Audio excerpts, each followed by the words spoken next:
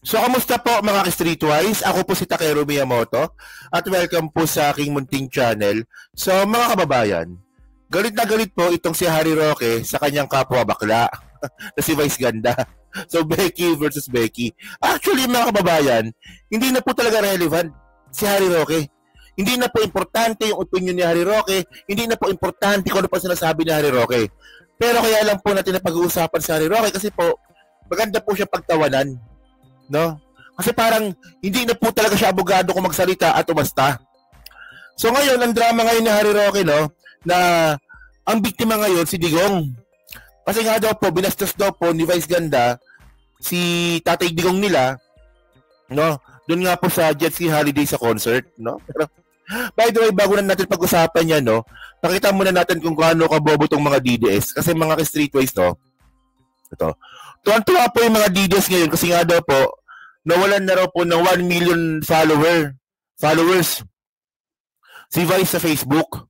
Kasi nga po ito, 3 days ago to no? 3 days ago nga po, nag-post si Vice Ganda na nakuha niya na raw po yung 20 million followers. Sabi dito, no? 20 million Facebook followers, it's giving super diva energy. So, 3 days ago. So ngayon, kung titingnan po natin ngayon yung Facebook page nga po ni Vice Ganda, so tingnan natin Yon, so ito po yung Facebook page ni Vice Ganda, no? Ang lumalabas dito na lang daw ngayon, 19 million followers lang daw. Yan. Okay, so kita nyo naman, di ba? 19 million na lang. Tapos sabi ng mga babang mga DDS, panalo kami, yay! Nawalan na ng 1 million. Duterte power. Putang ina. Duterte power daw kasi 1 million na raw nawala sa mga followers na raw po ni Vice. Kung di ba naman bobot tanga itong mga putang inang itong mga to. Basta DDS po talaga tanga no? So ngayon, tingnan ngayon natin kung ilan ba talaga yung follower ni Vice. Wait lang Ang problema kasi itong mga to, mga bobo sa research, no? Putang na sisilipin na lang, di pa marunong, no? So ngayon, nung sinilip ko nga po yung mga followers po ni Vice Ganda, so 19,822,000, no? So kulang-kulang 120,000 lang po yung nawala. O nga naman, di ba? Kasi kung titingnan mo, 20 million, naging 19 million. No? So, yung butal kasi hindi na isama. So, itong mga babang mga DDS, hindi man lang nag-research, no? Kung ilan ba talaga yung nawala. So, malinaw, 120,000 lang po yung nawala. So, wala yan. Panis po yan. Hindi kayo kawalan. Kahit itong mga babang mga DDS po, no, mamatay ito lahat, no? Kahit sila po ay mawala na sa earth, hindi po natin mararamdaman kasi po mga salot po yung mga putang. Mga salot po yung mga yan. Sorry.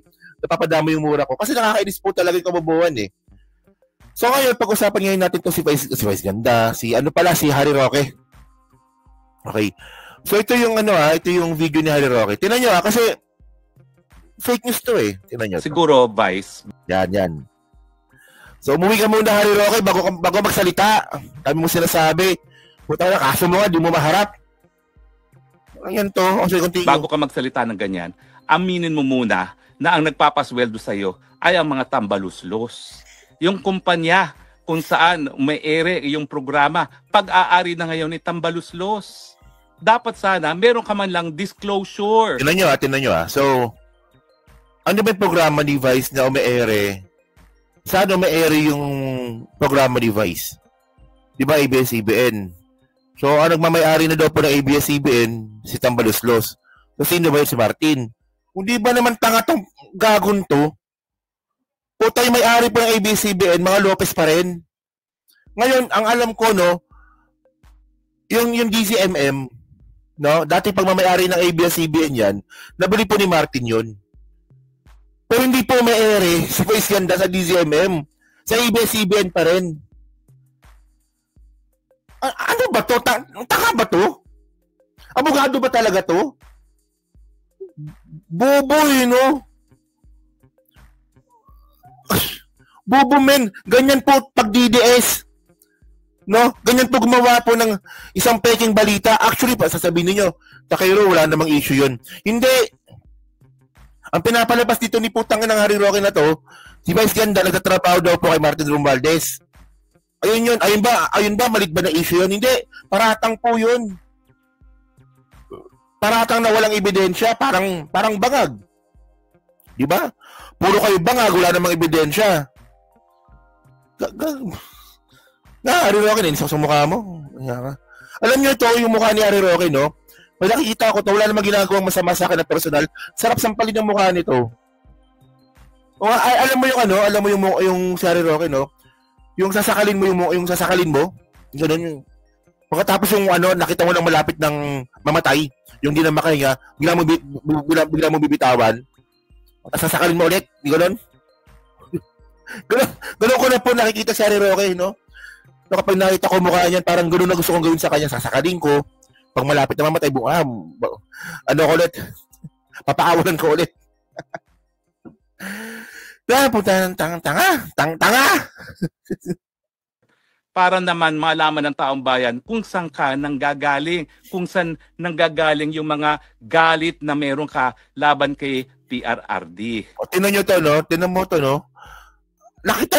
Galit ba yung nakita ko doon? Actually, si PBBM din naman po, no? Naging content din po ni Vice Ganda doon po sa concert. Di ba? Pinagtawanan din po yung presidente natin, si PBBM.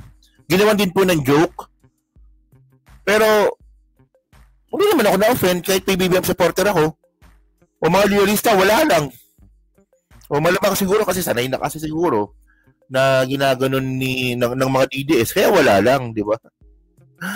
Ano? Na ang kabuhayan mo, nakasalalay ngayon, kitambaluslos. Pag kanya kasi merong disclosure, maintindihan namin kung saan nanggagaling yung ganyang, ewan ko ba, yung galit na hindi namin maintindihan na ano bang ginawa sa iyo ni Tatay Digong.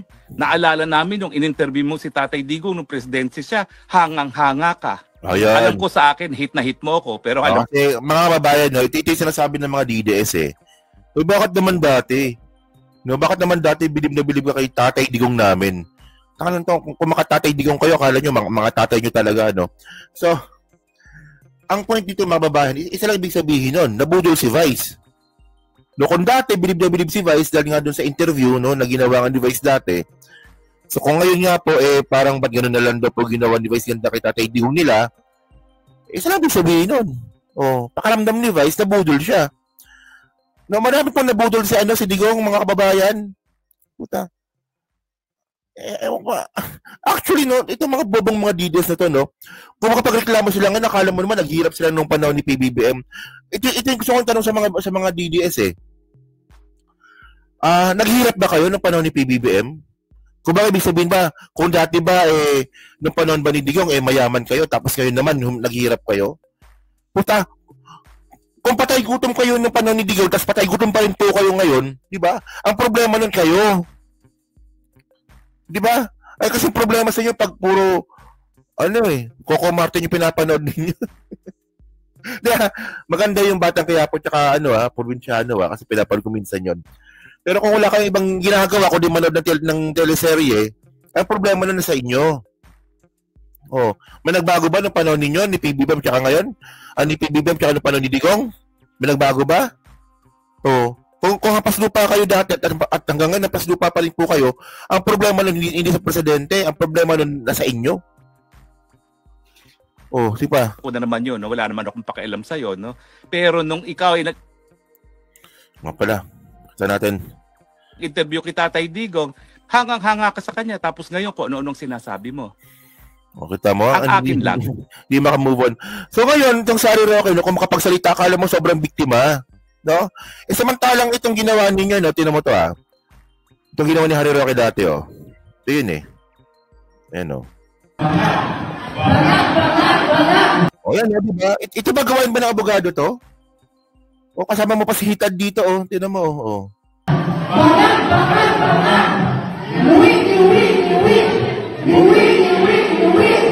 So, alam nyo, no?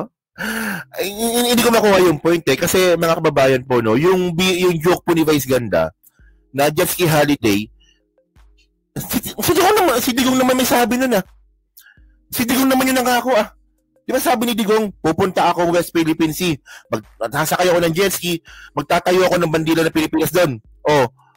Kanino ba nanggaling yun? Kanino ba nanggaling yun? Gawa-gawa ba ni Vice yun? Sabi ng presidente yun si Digong napunta sa ICC. Bakit? Kasalanan niya. Bumatay ng libo-libong Pilipino. O totoo ba o hindi? O itong bangag-bangag ninyo, yung ginagawa ni Harry Roque na yan. Ito matagal na to eh. No, 3 taon nyo na sinasabi to eh. Hanggang ngayon wala pa rin kayong ebidensya eh.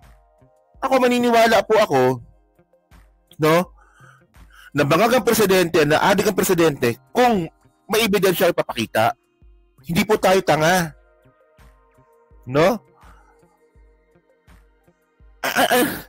Ano yung ebidensya nilabas nila? Pulburon video na peke. Huwag ganoon. Hindi naman lahat ng Pilipino sintangan ng mga DDS.